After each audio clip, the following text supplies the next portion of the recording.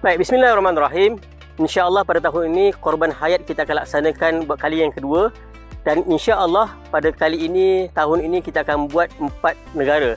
Yang pertamanya Palestin, yang kedua Syria, yang ketiga Lubnan dan yang keempat adalah Yaman.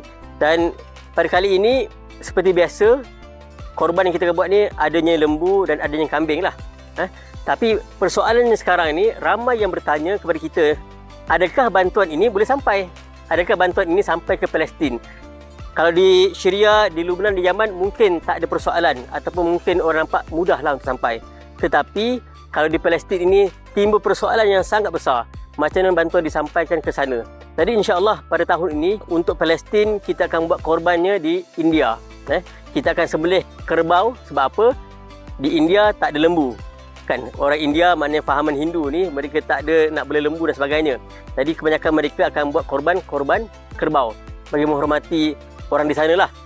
Jadi insya-Allah kita akan buat korban kerbau di India ketika raya Aidul Adha. Kemudian akan diproseskan dan kita akan hantar ke Dubai, khas untuk kita tinkan. Kan? Sebab apa kita pilih Dubai? Sebab Dubai lah di antara negara yang mendapat kebenaran dan mudah untuk kita masuk ke Gaza Palestin. Dan insyaAllah satu tin tu beratnya lebih kurang dalam 340 gram. Senang ceritanya tuan-tuan sekalian, satu kerbau yang kita akan buat di India ni akan menghasilkan dalam 320 hingga 340 buah tin. Kemudian selepas kita proses di Dubai, lepas dibuat di sana, kita akan hantar ke Gaza melalui Mesir. Jadi insyaAllah jalan daripada Mesir ke bumi Gaza ini ada macam-macam sempadan pintu yang boleh kita masuk lah. Antaranya Rafah, antaranya Karim Abu Salim dan juga Erez. Dan ketiga-tiga tempat ini dia akan berubah-ubah ikut keadaan semasa yang berlaku di sana. Buat masa sekarang ini kita lihat di Rafah dan di Karim Abu Salim tak dapat masuk. Tapi di Erez ada lagi masih boleh masuk sedikit demi sedikit lah. Tapi dalam jumlah yang sangat sedikit. Jadi kita mengharapkan dalam tempoh yang panjang ini insya-Allah korban untuk Palestin ini kita jangkakan dia punya anggaran tempoh dia akan masuk ke Gaza Palestin dalam tempoh 4 hingga 8 bulan. Contohnya kita buat raya korban pada raya bulan 6 ni, awal bulan 6.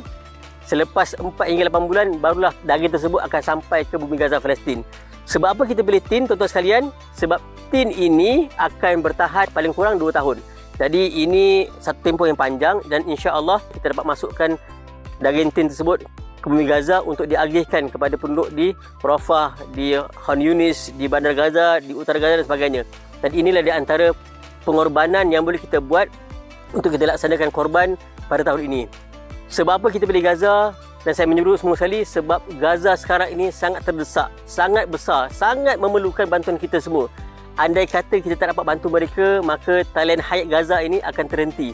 Mereka akan merasai kesempitan dan payah untuk mereka survive di sana nanti. Jadi insyaAllah dengan daging yang kita bekalkan memberi kekuatan kepada mereka untuk meneruskan kehidupan. Dan insyaAllah jangan risau, jangan khawatir. Pengalaman kami buat tahun lepas, bantuan akan sampai juga di bumi Gaza Palestin walaupun lambat dalam tempoh 4 hingga 8 bulan, tetapi insyaAllah biiznillah ta'ala bantuan akan sampai. Dan kita juga mengharapkan supaya dalam tempoh yang ada ini isu di Gaza akan selesai. Maknanya sempadan itu akan dibuka dan insya-Allah lebih mudah lagi bantuan manusia masuk daripada luar, masuk ke dalam bumi Gaza Palestin.